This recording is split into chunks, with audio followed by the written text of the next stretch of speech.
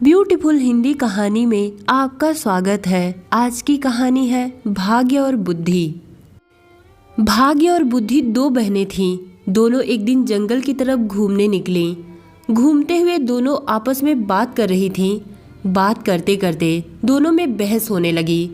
दोनों अपने आप को एक दूसरे से बड़ी बता रही थीं। भाग्य कहती कि मैं तुमसे बड़ी हूँ, तो बुद्धि कहती नहीं, मैं तुमसे बड़ी हूँ।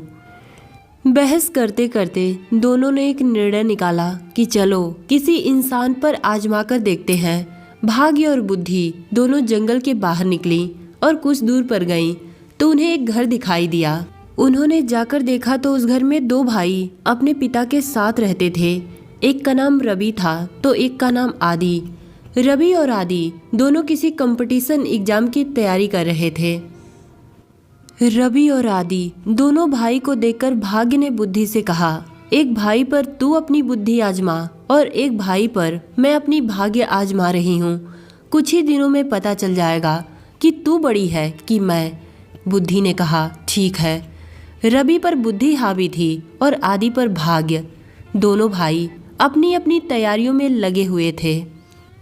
रवि अपना जी जान लगाकर पढ़ाई कर रहा था और उसका पढ़ाई में मन भी लग रहा था, क्योंकि उस पर तो बुद्धि हावी थी। पर आदि का पढ़ाई में मन नहीं लग रहा था। वो कितना भी पढ़ने की कोशिश करता, पढ़ाई से उसका मन उचट जाता, क्योंकि उसके पास तो बुद्धि ही नहीं थी। रवि दिन रात मेहनत करके परीक्षा देने गया। उसे लग रहा था कि वो परीक्षा में पास हो जाएगा, पर दुर्भाग्यवश रवि जो भी पढ़कर गया था, एग्जाम में क्वेश्चन एकदम उसके उलट आए।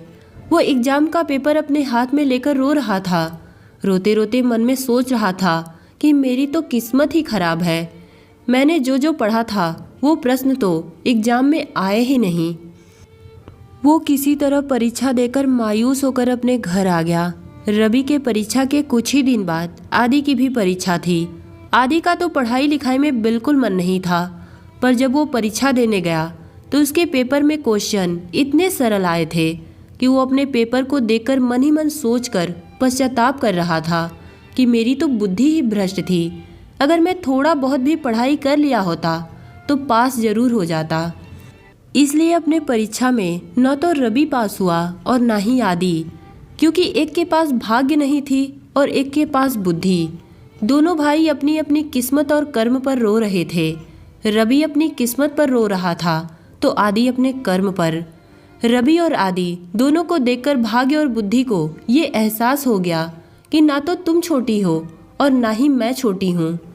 हम दोनों ही अपनी अपनी जगह पर बड़े हैं। हम दोनों जिस इंसान के पास रहेंगे वही इंसान सफल और सुखी होगा।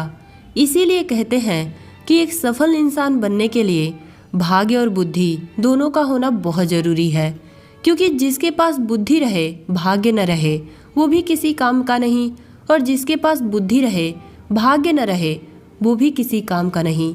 तो दोस्तों, ये कहानी आपको कैसी लगी कमेंट में बताइएगा। धन्यवाद।